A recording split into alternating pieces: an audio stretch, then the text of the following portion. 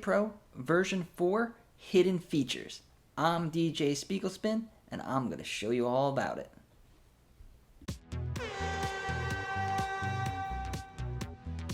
As we all know, version 4 of Djay Pro is now out, and it is a huge update, and they changed a lot of stuff.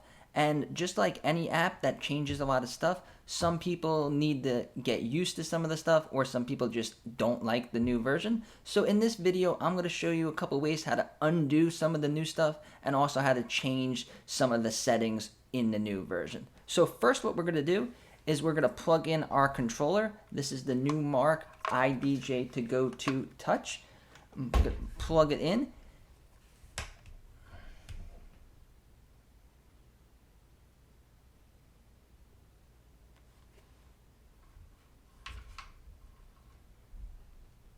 And as you guys see, when you plug it in, you're going to get this hardware mode, and it's going to change the whole interface of the app. And when I first plugged my controller in and saw this, I was like, oh my god, this is not good at all.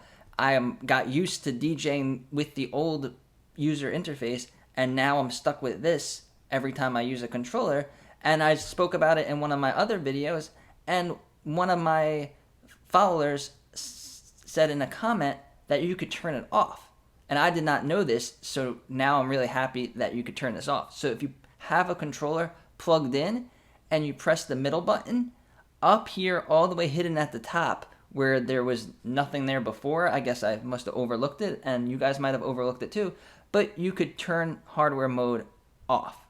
So now hardware mode is off, and we're back to the screen that we're used to.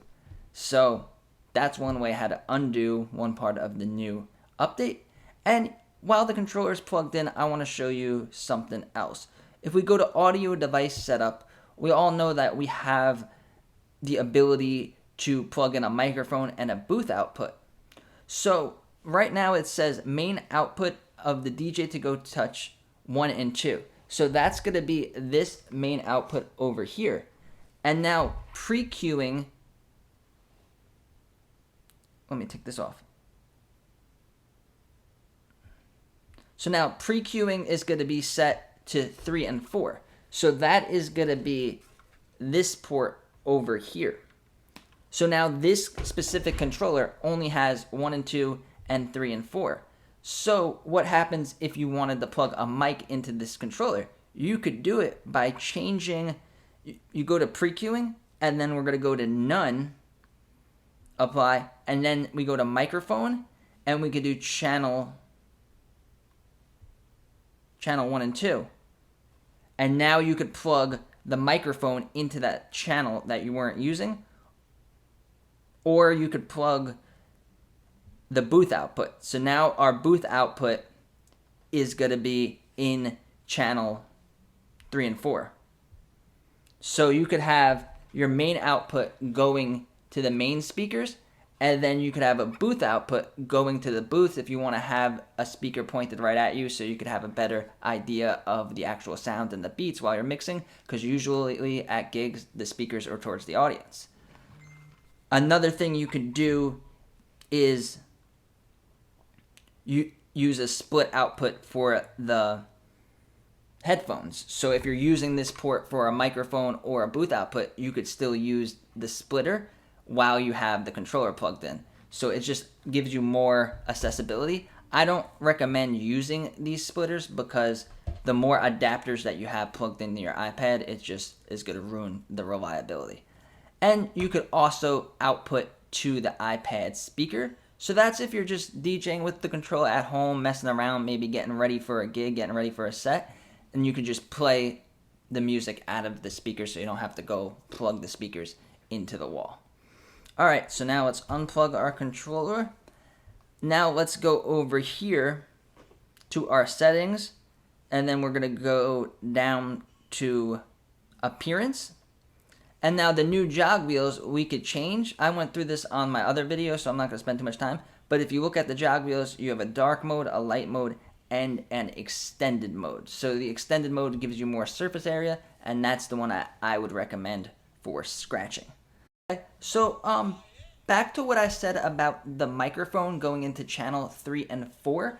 I did not have the right type of microphone that I could plug into here. So let me know in the comments if you guys were able to plug a microphone into your headphone port of your controller and be able to talk through the microphone.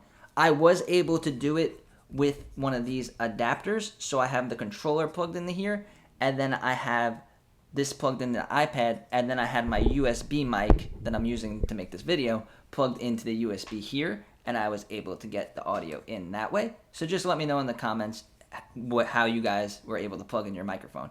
But now we are back into our classic mode, and in the waveform view, you could change the waveforms to dark mode. So you press these little numbers over here, and you could go into dark mode. It's a lot easier to see, and it's easier on your eyes, and I recommend keeping it on that mode. And then now if we go over here to our sampler and our looper, what we have is this volume control down here. I'm not sure if this was here or not before the update, but I didn't notice it. So now you could fade in slowly your looper beats and blend them in better with your tracks by having access to this slider here. You used to have to be in pro mode, and then down here you have a much bigger slider, or if you're in looper mode, you have this slider down here along with the individual volume sliders. So now over here, if we go to our looper mode, you guys can adjust the quantize. So I haven't really dug deep into this, but you could change it from 4 beats to a half beat to a quarter beat, or you could turn it off. And then over here, back in pro mode, well, back into classic mode, if you go into your library. So if you press the library button and you don't have it expanded, you may be looking for your Q and automix down here, because you could see it in the other screen if you go like this. So now it's expanded, and now we move it over, and now we have Q, history, match, and we have automix. So a lot of people were asking me in the comments, where did it go when I'm on this screen? So now this is the small view of our playlist. If you press the match button down here, you have access to those other options. So you could access the queue like that. You could access your history, and you could access match, but you could also access automix. So they made it very easy to quickly turn on automix.